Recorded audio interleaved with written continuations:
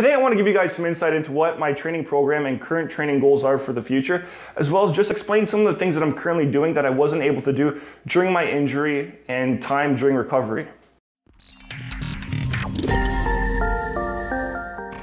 Hey, how's it going everybody? Remi Sovran here from RemiSovran.com. Today I just wanted to make this little video to kind of explain what my current training program and training goals are, and to give you guys some insight as to what I'm currently doing that I wasn't able to do when I had my recovery from my lower back injury and just all the limitations that I had, and there was a lot of things that I wasn't able to do. So for those of you that don't know, I had a lower back disc protrusion that put me out of weightlifting, wasn't able to play hockey, and just wasn't able to do a lot of the things that I enjoyed the most for about a 2-year period.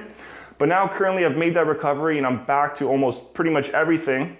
Weightlifting, I'm playing hockey. So to give you guys some insight, just to break down things, I'm playing hockey about 2 to 3 times per week, and I'm in the gym doing resistance training about 3 to 4 times a week. But the important consideration here, guys, is that while my lower back is always of a major concern, I do have other issues. I'm pretty jacked up as well with other problems going on, specifically my elbows, both my forearms, and my right knee. Now they're more of just kind of lingering issues that may flare up once every 3 weeks, maybe once every month. And that's going to depend on normally what I have noticed is if I get a bad sleep, a very bad sleep the night before a workout or before playing hockey, those issues tend to flare up the next day. If I'm maybe lifting heavy or I'm pushing myself in the gym or during hockey a little bit more than usual. And so that's where I wanted to lead into my next point, is that while I'm kind of back to working out, while I'm back to playing hockey, I'm very cautious with what I'm doing, and I do my best not to push things, and I listen to my body as much as possible. So if my body's telling me I'm not feeling good that day, then sometimes I'll write the workout off completely or I'll cut things down. And normally the biggest indicator is if I get a bad sleep the night before. If I get a bad sleep the night before, my workout, sometimes I'll just move it to the next day, maybe 2 days after, or I'll just cut things down during that workout, maybe cut the weight down, cut maybe the repetitions, the sets, whatever it may be, just to kind of make it a little bit easier on myself. Because my main training goal right now, guys, is to kind of just be pain-free and live a healthy, kind of enjoyable lifestyle. Just enjoy a lot of all the activities that I do, but do them pain-free, because I don't want to go through another severe injury like I did a few years ago, where I was out for about 1.5 to 2 years, just not being able to do anything, being severely depressed. I do not want to go back through that. So as of right now, there's no need to really push myself. I'm not training for anything specific. I'm just kind of doing things from more of a leisure point of view and to just kind of maintain my overall health and wellness. So that's my main primary goal. But moving on to kind of a second goal. Now I'm back to squatting, I'm back to deadlifting. I posted a video on Instagram in February of me deadlifting about 315. So that was the first time I ever lifted that heavy in a number of years. So that was the first time I lifted heavy prior to kind of my disc injury. So prior to my disc injury, I was lifting about 405 was kind of where I worked up to. And so this was the most I lifted since. And so I've been very careful when it came to pushing weight on squats and deadlifts, and I'm still very cautious. Deadlifting is fine. I'm very fine deadlifting. Squatting, I'm still a little extra cautious because there's the odd time where I've had a little slight pain or discomfort, sometimes squatting, but that had nothing to do with my disc-related issue. I think that's more with my facet joints, just having arthritic facet joints and the way the load's administered through the spine. Those maybe just taking a beating as when I'm holding a barbell on my back. Now this is specifically for barbell back squat, guys. So when I'm holding maybe 225 pounds on my upper back like that for a period of maybe 45 seconds to 60 seconds, depending on what the time under tension is for the set, it's going to place a lot of compression onto those joints, and those joints already being arthritic as it is, could take a little bit of beating, and they may look an inflammatory response, which may trigger pain, and that's why I may have experienced kind of those subtle little discomforts during those activities. So while I am squatting, I'm just very extra cautious and careful with regards to barbell back squat. Belt squat is something that is totally fine for me if I do belt squat. So belt squat, just think of if you have a dip belt, you just kind of put that around your waist, and the weight is kind of distributed kind of between your legs, or it's hanging between your legs, as opposed to having the weight just on your back like that. So it changes the way the load is kind of administering through the spine and kind of traveling through the spine. So we have a difference, as opposed to being at the top, it's at your hips. So that's one thing I've noticed that has helped a lot, and I'm able to squat, is just doing more belt squats. But barbell back squat, it's not that it's an issue, I can still do them, but just gotta be, I'm extra cautious with those. So where that was leading me though, guys, is that the reason why I still do squat and deadlift, because you're probably wondering, okay, well, you hurt your back deadlifting. Well, the key thing here, guys, is that part of what I do and kind of part of what I want to continue to do in the future is I want to be able to teach people how to squat and deadlift and improve their performance or lower body strength. And these are two kind of staple lifts. And so if I'm not able to perform them or not able to coach or teach them properly, how am I supposed to be able to teach or coach them properly if I can't even perform them? So that's one way I look at things, and that's one reason why I still deadlift and squat. It's kind of more of a sub goal. Well, I still enjoy squatting and deadlifting a lot. That's another thing too, but that's just kind of another sub goal of mine. And then I think from more of the training perspective, just kind of more of a training goal of mine now, to get into that, is I want to just put on a little bit more muscle. So I'm weighing at around 240 right now. I'd like to pack on maybe another 10, maybe 15 pounds of muscle, just to add a little bit more to my frame, just more for aesthetic and personal purposes. And those are just kind of my training goals, guys. But the main thing is this: I want to be pain-free and live my life pain-free and enjoy a lot of the things I do pain-free. And so playing hockey about 2-3 times a week, resistance training at least 3 times a week, sometimes maybe 4. But now to give you guys some insight as to how long I've been doing this for. So I started hockey, I started kind of ramping things up a bit in the summer. I was just playing in recreational leagues, but more as a call-up. I wasn't fully committed to any teams, so they would just call me up if they were missing guys.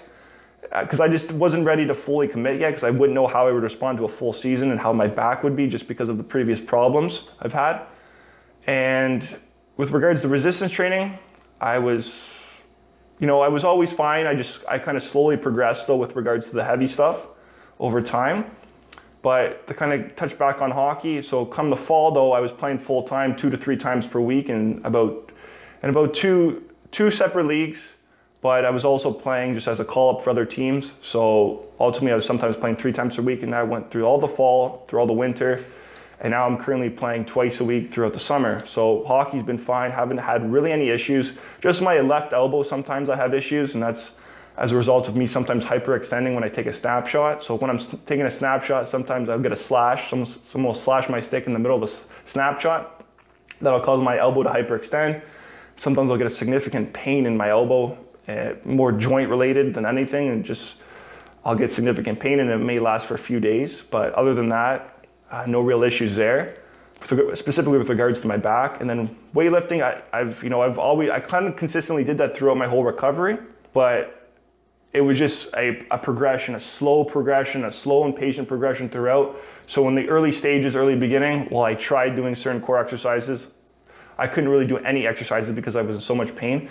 Once the pain came down, then I started to slowly progress, started to add more things in as we went on. So started with core stuff, did various, I was walking, I was doing battling ropes. That was something that I found that was very helpful to me, or not so much helpful, but something in terms of a cardio perspective that I was able to do, was to do battling ropes. That was more towards the end of my recovery, but it was just, overall, it was just a slow progression of me transitioning to more and more as I got better, and just as time went by, I was able to kind of become pain-free.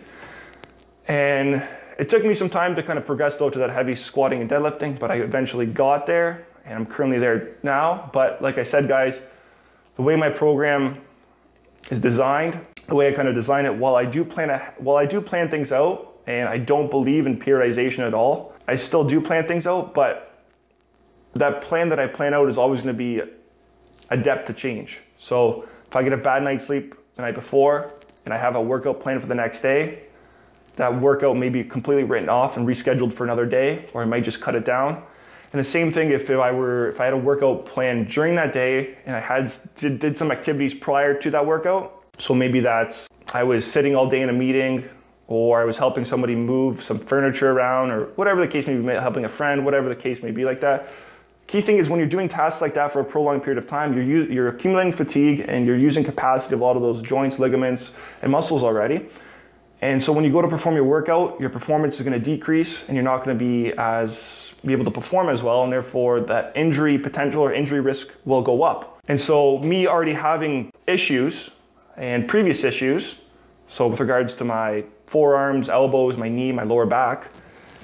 Doing something like that and then going to work out and pushing heavy weight would not be a good idea for me because I don't want to put myself at any kind of injury risk, and I want to make sure that injury risk is as low as possible, and I want to make sure my performance is as high as possible when doing that workout. Because the thing is when I plan my workouts, the way I plan them is I plan them where I'm going to be 100% be able, or close to 100% being able to perform those workouts, but I don't plan for the unexpected bad night's sleep or the unexpected activity that I'm doing prior to that workout. So that just kind of leads me to maybe changing my workouts the way they're scheduled, maybe changing them to a later time.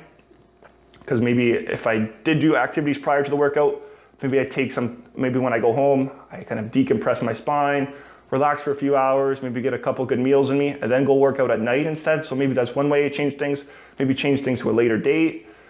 All kind of really depends, but that's the key thing for me, guys, is that I want my performance as high as possible when I'm working out, and I want my injury risk as minimal as possible, because I don't want to be in a situation where I'm sustaining another severe injury and going through a time span of about 2 years where I'm in severe pain, or I'm recovering from an injury where I was in severe pain for about 6 months specifically and couldn't sleep, was depressed, just wasn't able to do a lot of the things I love. But I just don't want to go through something like that again. And so that's why I want to minimize those risks as much as possible. But I still want to do the things that I enjoy the most, such as weightlifting, playing hockey, and just doing all those daily activities pain-free.